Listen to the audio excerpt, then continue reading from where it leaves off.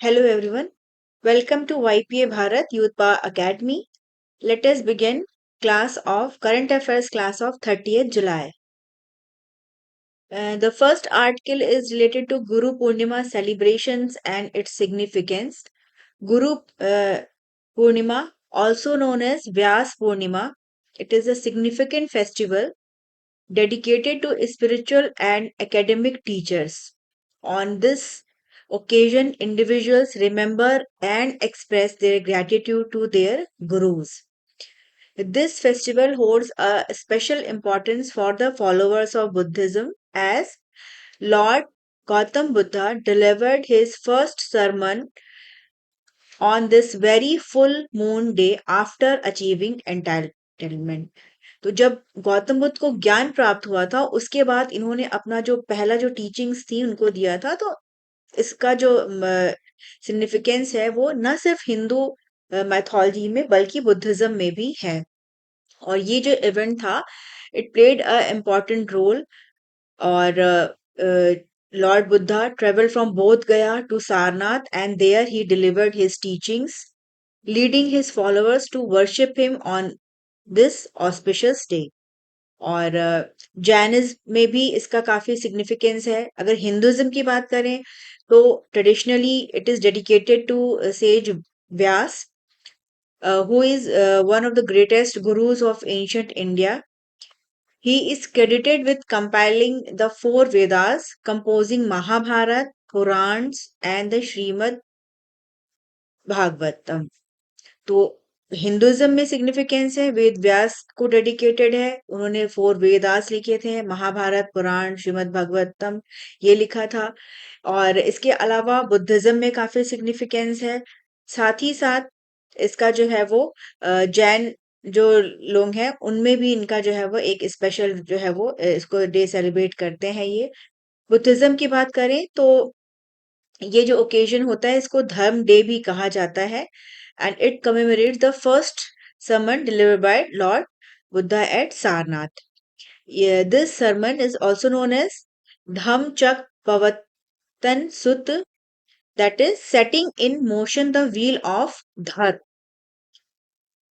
और इसमें फोर जो नोबल ट्रुथ्स हैं उनके बारे में बताया गया है बुद्धिज्म में साथ ही साथ एट फोल्ड पाथ है कि किन पाथ को फॉलो करके जो है वो ज्ञान का प्राप्ति होता है तो ये बेसिक जो है वो फंडामेंटल प्रिंसिपल्स हैं बुद्धिस्ट फिलोसफी का तो गुरु पूर्णिमा से जो रिलेटेड इंफॉर्मेशन है ये आपके लिए इम्पोर्टेंट रहेगा और और जैसे जैनिज्म की बात मैंने कही तो जैनिज्म में भी काफी सिग्निफिकेंस है और lord Mahavir he was the 24th tirthankar of Jainism and he accepted Gautam Swami as his first disciple तो उसमें जैनिज्म में भी इसको जो है वो सेलिब्रेट करते हैं तो गुरु पूर्णिमा हिंदुइज्म बौद्धिज्म और जैनिज्म सबके लिए इम्पोर्टेंट है ये next is a new study by Dr. Muhammad Feroz Kumar, and his team has declared that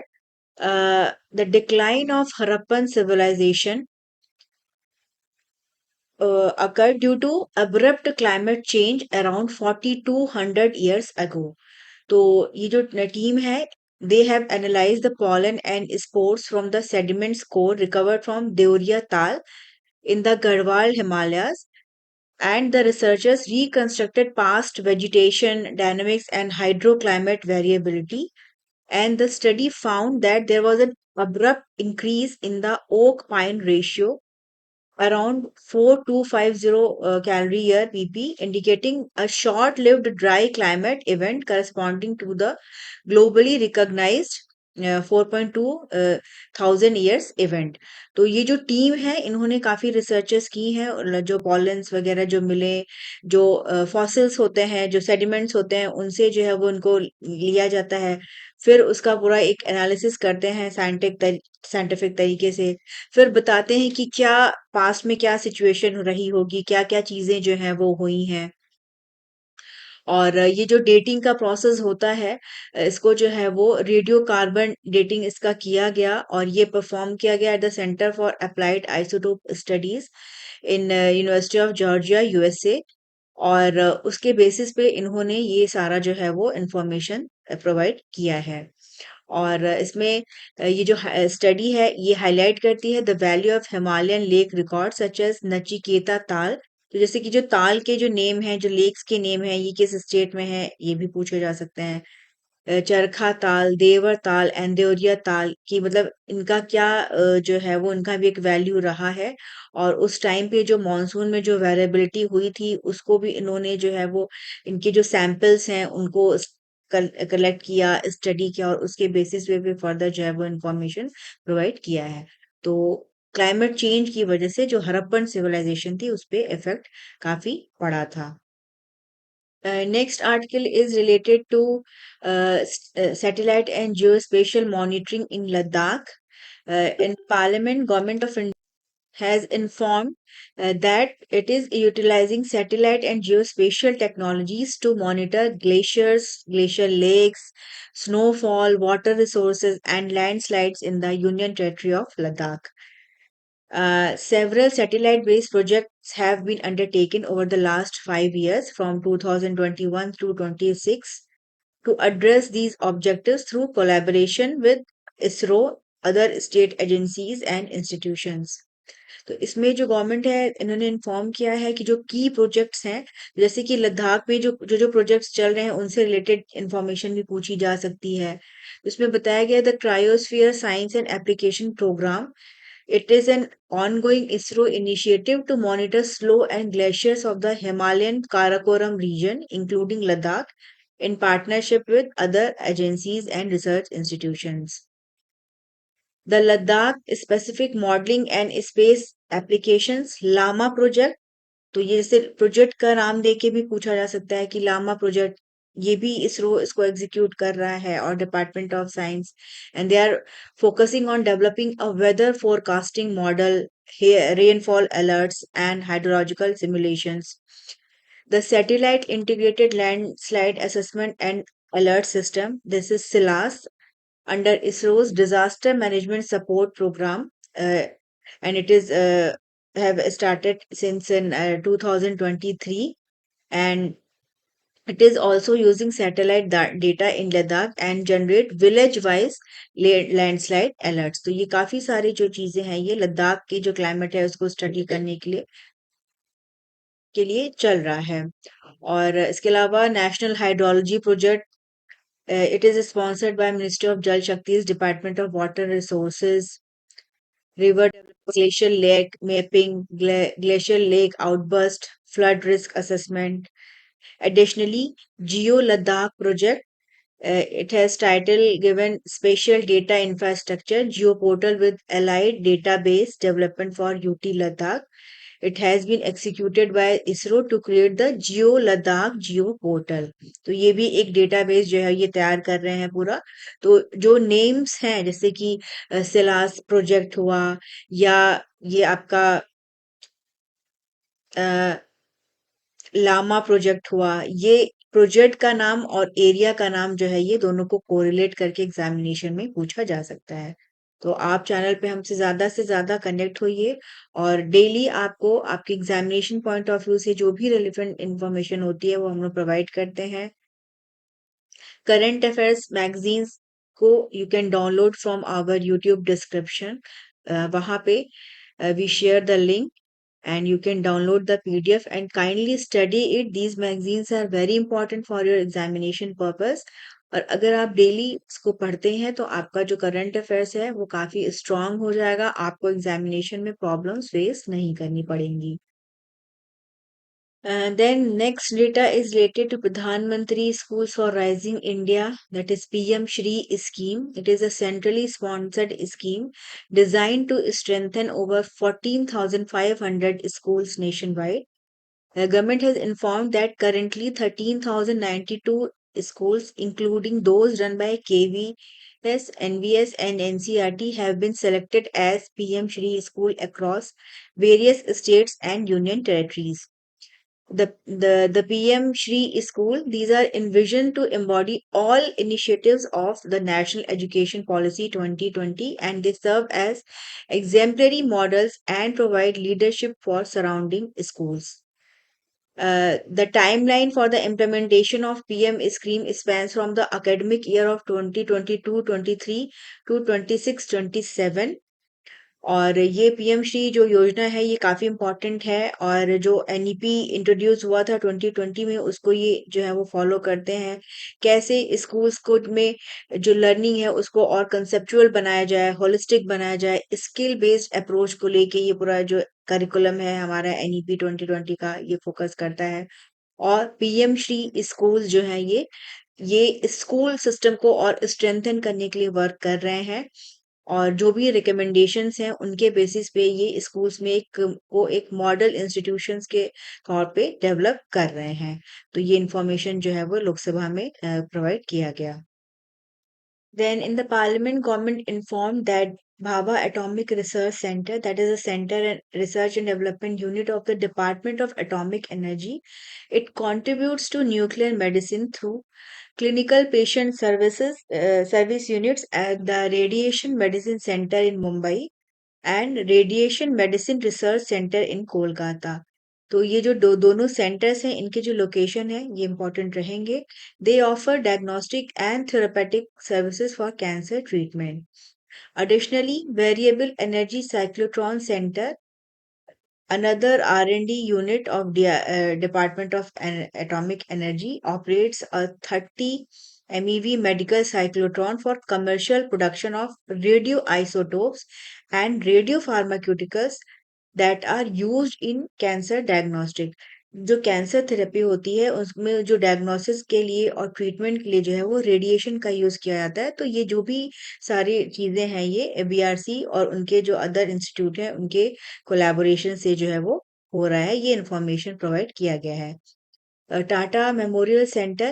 This is an aided institute under Department of Atomic Energy।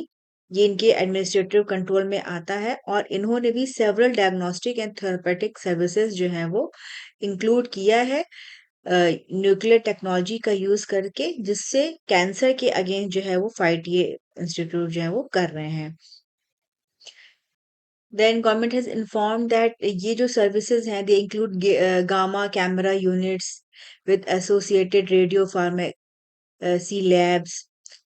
इसमें इन्होंने बताया कि जो सर्विसेज हैं like multi gated acquisition imaging to assess cardiac function, जो heart के function को assess करने के लिए इसका यूज किया जाता है। Similarly positron emission tomography, computer tomography facilities and their radiopharmacy labs, they primarily work for cancer staging। मतलब ये पता करती है कि कैंसर कौन से स्टेज में है। इसमें इसके अलावा यूज करते हैं 18 FFDG, that is fluoro deoxy glucose. तो इस तरह से क्वेश्चन भी साइंस में पूछते हैं ये लोग। For evaluation of lung carcinoma, lung के कैंसर को डिटेक्ट करने के लिए ये एफडीजी का यूज किया जाता है। साथ ही साथ oesophageal carcinoma, breast cancer, lymphoma और अदर कैंसर्स के लिए भी इसका यूज किया जाता है। इसके अलावा radio pharmaceuticals like GA60A, dotanoc and GA68 FAPI, they are used to evaluate different kind of cancers which include prostate cancer, neuroendocrine tumors and mucinous and signet ring gastrointestinal cancer। तो different जो cancers हैं उनके treatment में इन सब therapies का use होता है। और अब जैसे इसमें ये भी बताया गया कि iodine 131 it is utilized for treatment of thyroid cancer, की थायराइड कैंसर में के लिए। तो कभी कभी इस तरह से क्वेश्चन पूछते हैं कि जैसे I131 का क्या कौन सा यूज है, किस कैंसर में इसको यूज किया जाता है। इसके अलावा luteum 177 PSMA and luteum 177 डोटानॉक, these are used for management of prostate cancer, neuroendocrine cancer and other somatostatin receptors। तो ये जो इंफॉर्मेशन है ये इंपॉर्टेंट रहेगा। और इसके अलावा a dedicated isotope production reactor, it is being constructed at Bark Visakhapatnam to enhance domestic production of medical isotope। तो मेडिसिनल पर्पसेस के लिए जो आइसोटोप्स का यूज किया जा रहा है उनके प्रोडक्शन के लिए एक डेडिकेटेड रिएक्टर को भी जो है वो इसको बनाया जा रहा है, ताकि आगे आने वाले टाइम में कैंसर से फाइट में और जो है वो हेल्प मिले। Then the next article is related to polity and governance. Lok Sabha has passed the Public Examinations Prevention of Unfair Means Examination Amendment Bill 2026, and it aims to revise and strengthen the provisions of the existing public examinations. तो अभी जो पूरा विरोध चला था NEET paper leak को लेके, और उसके बाद गवर्नमेंट ने एश्योर किया था कि न्यू बिल जो है वो ले आया जाएगा। तो ये ऑलरेडी एक बिल पास हुआ था 2024 में, उसमें अमेंडमेंट किए गए हैं और उसके लिए जो है वो कुछ काफी सारे चेंजेस किए गए हैं। और तो लोकसभा में ये बिल जो है वो पास हो गया है। ये जो न्यू लेजिस्लेशन है, it incorporate several significant and stringent measures to combat unfair practices. कि मतलब इसमें जो फाइन था, जो इम्प्रिजनमेंट था, उसको अप टू 10 years कर दिया गया है। जो फाइन लगते थे कि अगर कोई पेपर लीक करने में पकड़ा गया तो उसके लिए जो फाइन है उसको 10 करोड़ रुपीज तक का जो है वो कर दिया गया है। साथ ही साथ जो उसकी प्रॉपर्टीज है उसको सीज कर लिया जाएगा, जो भी इंडिविजुअल है जो कॉन्विक्ट है उसको। तो इसके अलावा फास्ट ट्रैक कोर्ट्स को स्टैब्लिश किया जाएगा, and these courts will specifically task with conducting day to day trials, thereby expediting the judicial processes. तो उससे क्या होगा कि जुडिशियल की जो प्रक्रिया है उसको और फास्ट किया जाए, ताकि जो कल्प्रिट है उनको सजा मिले। तो ये पूरा फोकस है इस बिल का। और इसका विरोध भी जो ऑपोजिशन है वो कर रहा था, लेकिन ये पास हो चुका है लोकसभा और राज्यसभा दोनों में। फिर अब देखना होगा कि क्या इस रूल्स में चेंजेस होने के बाद से क्या इसका इम्पैक्ट पड़ता है, किस तरह से जो बार बार पेपर लीक होते हैं डिफरेंट डिफरेंट एग्जामिनेशंस के, उसमें किस हद तक गवर्नमेंट जो है वो उसको रोकने में सक्सेसफुल हो पाती है। Next article is related to the Prevention of Insults to National Honor Amendment Bill 2026, or this bill has been passed by Rajya Sabha, and it aims to further amend the original act of 1971,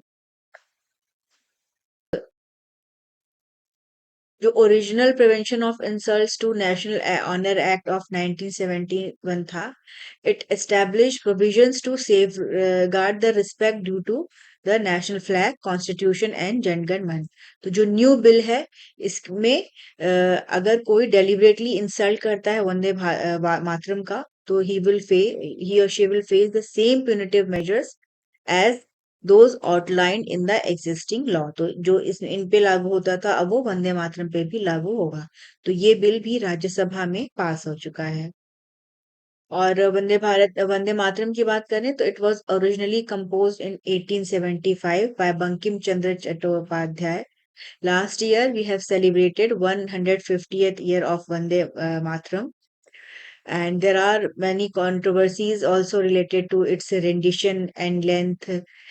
Some political parties claim that in 1935, when Jawaharlal Nehru served as president of the Congress, he limited the song to only 2 stanzas. तो इसको लेके थोड़ा सा रहता है इसमें। और but ये है कि अभी फिलहाल वंदे मातरम को भी सेम जो है वो स्टेटस प्रोवाइड कर दिया गया है जो जो हमारे नेशनल एंथम और कॉन्स्टिट्यूशन और नेशनल फ्लैग का है। Next article is related to ministry of Panchayati Raj. It has launched Danveer initiative in New Delhi. This is an initiative that focused on citizen participation. The program aims to bolster the digital infrastructure of Gram Panchayats across India. Danveer is a crucial step towards achieving the vision of Viksit Bharat by ensuring that Gram Panchayats are digitally equipped, connected and prepared for the future. तो इस initiative के through जो ग्राम पंचायत हैं उनको और digitise करने पर पूरा फोकस रहेगा।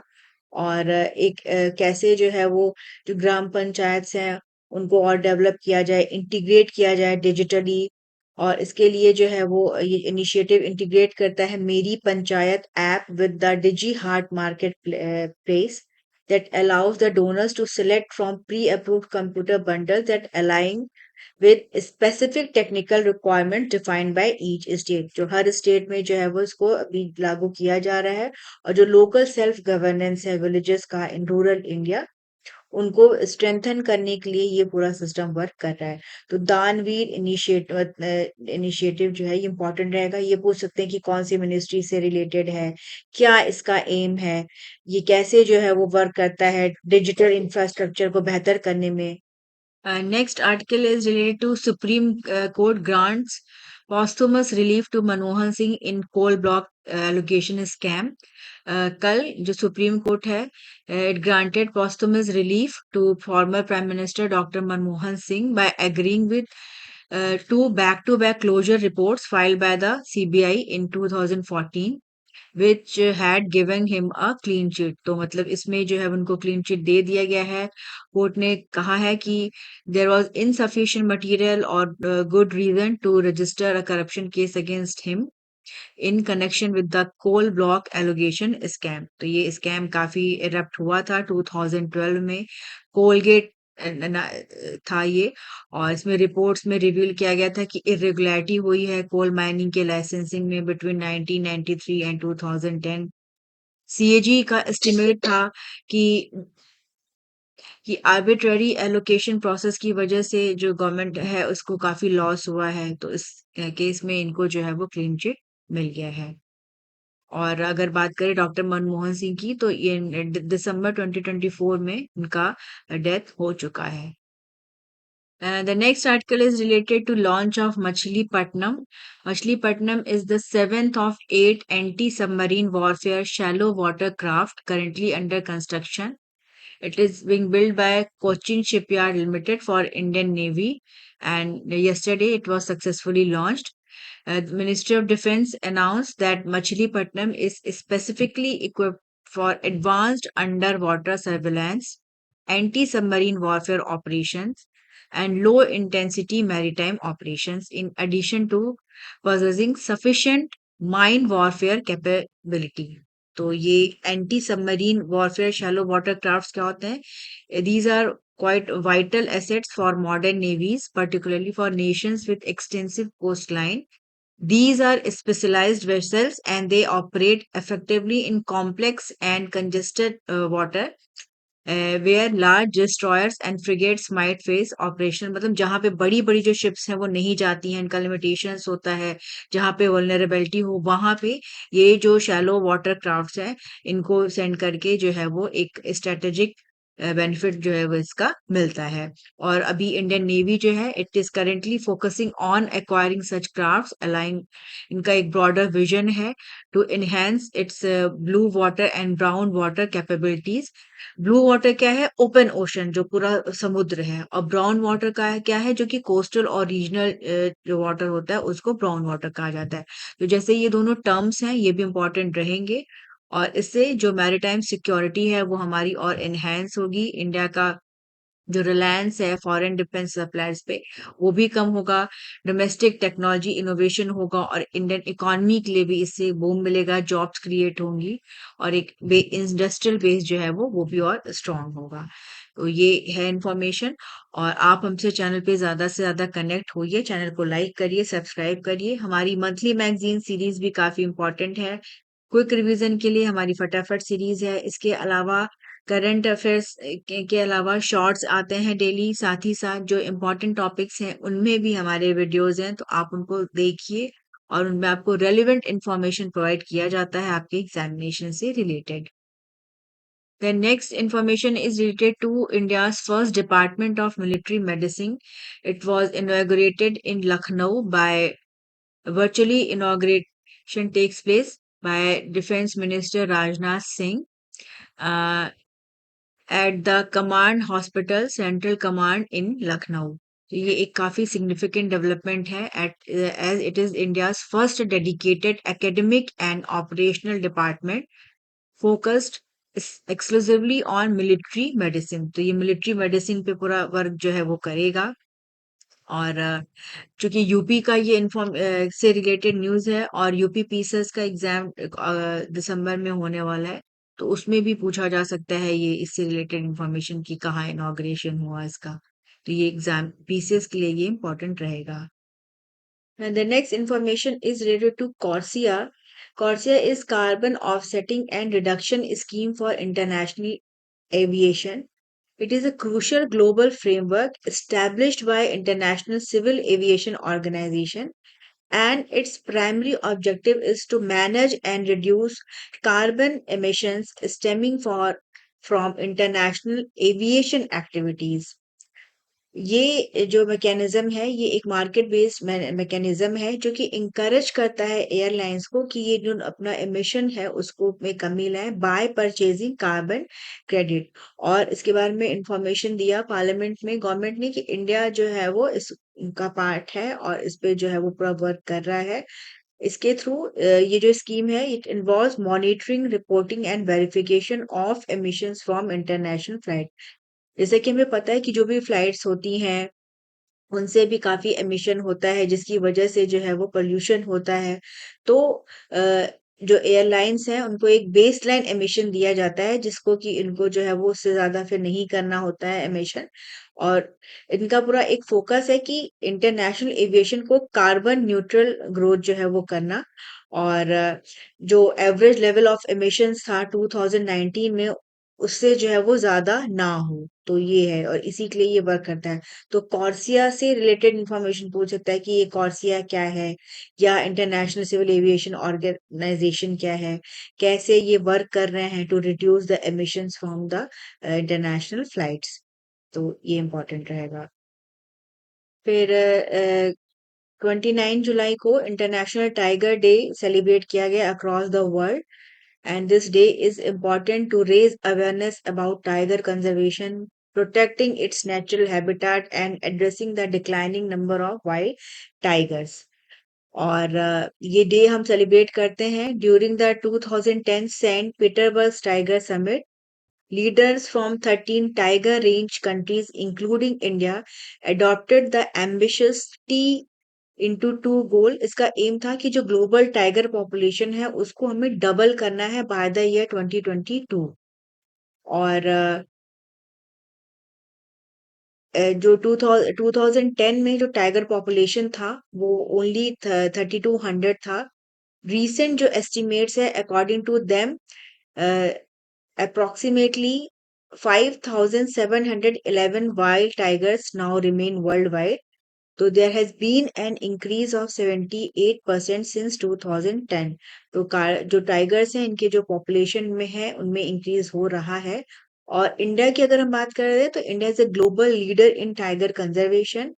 It currently host nearly 70% of the world's tiger population.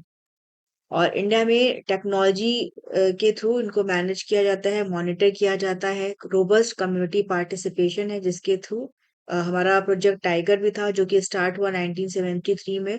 और जो टाइगर की पॉपुलेशन है उसमें इंक्रीज हुआ है। तो ये इम्पोर्टेंट रहेगा।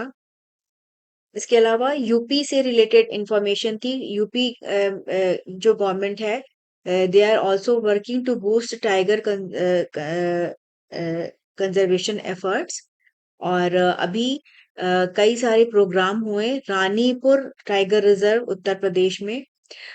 उत्तर प्रदेश में अभी 4 टाइगर रिजर्व्स हैं जो कि रिच हैं बायोडाइवर्सिटी में and they are strongly committed to wild life conservation. According to 2022 tiger census, Uttar Pradesh has total of 2005 tigers. Uh, in 2006, the number was only 109, and finally in 2022 it increased up to 2005। तो एक constant increase हुआ है। और इसमें उत्तर प्रदेश का एक scheme है बाघ मित्र initiative. It has played a very important role in reducing human wildlife conflict in Uttar Pradesh. And this program uh, has has proven highly effective and it was launched in Pilibhit in 2019। तो ये जो information है ये it is very important for your UP PCS examination which is going to held on 6 of December। तो ये है। और बाघ मित्र इनिशिएटिव की अगर बात करें तो in 2023 Yogi Adityanath who is the chief minister of Uttar Pradesh expanded the Bagh Mitra initiative by launching a dedicated app in Pilibhit. और अभी व्हाट्सएप ग्रुप है for Bagh Mitra they have been established in Pilibhit. और उसमें जो लोकल रेजिडेंट्स हैं जो विलेज हैं फॉरेस्ट एरिया तो ये जो बाघमित्र से रिलेटेड इंफॉर्मेशन है या यूपी में कितने टाइगर्स हैं ये सब पूछा जा सकता है। साथ ही साथ इंटरनेशनल टाइगर डे कब सेलिब्रेट करते हैं, डेट पूछ सकते हैं, या इंडिया में जो टोटल पॉपुलेशन है टाइगर की ये है भी इम्पोर्टेंट है। प्रोजेक्ट टाइगर कई बार ऑलरेडी पूछा जा चुका है। बाघ मित्र किस स्टेट का इनिशिएटिव है। ये जो सारी इंफॉर्मेशन है ये आपके लिए काफी रेलिवेंट रहेंगी। अ, कि कैसे जो है जो माइक्रो प्लास्टिक्स हैं इनको कम से कम जो है वो मतलब यूज किया जाए, इनको हटाया जाए और एनवायरनमेंट को और बेटर किया जाए। जैसे कि क्लीन कोस्ट इंडेक्स किससे रिलेटेड है या कौन इसको डेवलप करता है, इस तरह से भी क्वेश्चन जो है ये इसमें आ सकते हैं। The next article is related to 25 years of Himalayan Chandra Telescope. 25th anniversary of successful operation of the 2-meter Himalayan Chandra telescope at Henley was celebrated with a conference highlighting its history, engineering challenges, scientific research, and future roadmap. Henley is in India's primary high altitude astronomical facility, and it has trained generations of astronomers. Indian Institute of Astrophysics was commended for maintaining this world-class facility in a challenging location through collective effort. Indian Institute of Astrophysics, it is headquartered in Bengaluru. It is a premier research institution that focus on astronomy, astrophysics, and related fields. The unique feature of HCT, this telescope, is its real-time remote operation since June 2001 from IIA campus in Hosakote, Bengaluru. और this site offers more than 250 usable nights per year with precipitable water vapor less than 2.5 mm. मतलब ये जो telescope है इससे काफी help मिलता है study करने में। और 6 Himalayan locations were explored from 1993 mountain top at Dikpa Rastari, and then Hanle was selected uh, for setting up the telescope at that point. तो ये काफी इंपॉर्टेंट है। अब चूंकि इसके 25 इयर्स कंप्लीट हो गए हैं तो इससे रिलेटेड इंफॉर्मेशन पूछे जा सकते हैं। और अभी ये जो टेलीस्कोप है it hosts instrument such as high resolution Euclid spectrograph, uh, HFOSC, that is optical spectrograph and camera, UTIRSPEC, that is near infrared spectrometer imager, and it is used by astronomers across India to study planets, asteroids, stars, galaxies. तो इन सबके study में इसका एक important role जो है वो है। और इसके अलावा और भी कई सारे टेलीस्कोप जो है वो स्टैब्लिश हुए हैं और डिफरेंट जो हमारे एटमॉस्फेरिक रिसर्च इंस्ट्रूमेंट्स हैं ये भी सेटअप हुए हैं। तो जैसे ग्रोथ इंडिया टेलीस्कोप, इसको आईआईटी बॉम्बे की हेल्प से जो है वो सेटअप किया गया है।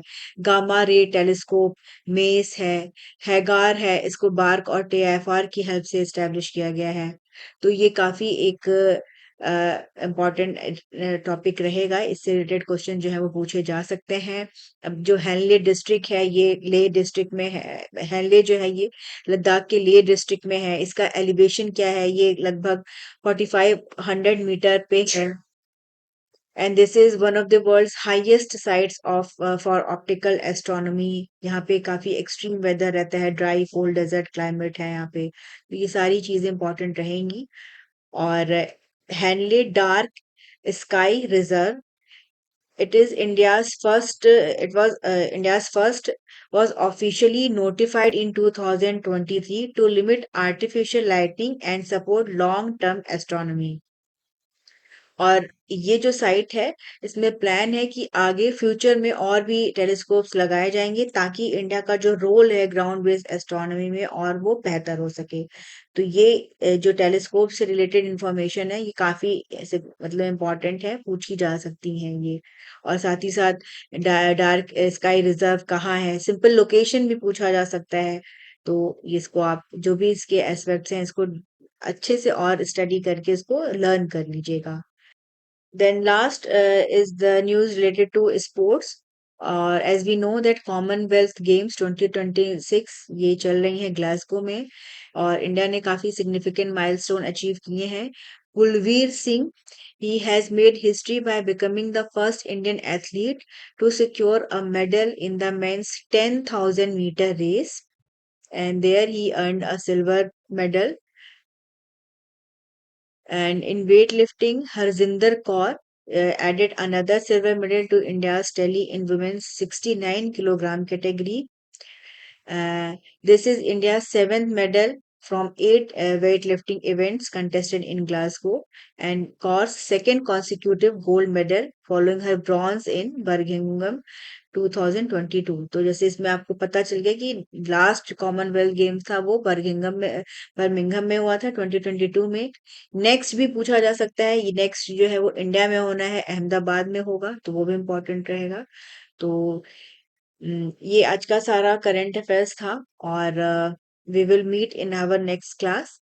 आप हमसे हमारे चैनल से कनेक्ट होइए, और जो अदर सोशल मीडिया प्लेटफॉर्म्स हैं उन पे भी हमसे कनेक्ट होइए, और फिर हम आपसे नेक्स्ट क्लास में मिलेंगे।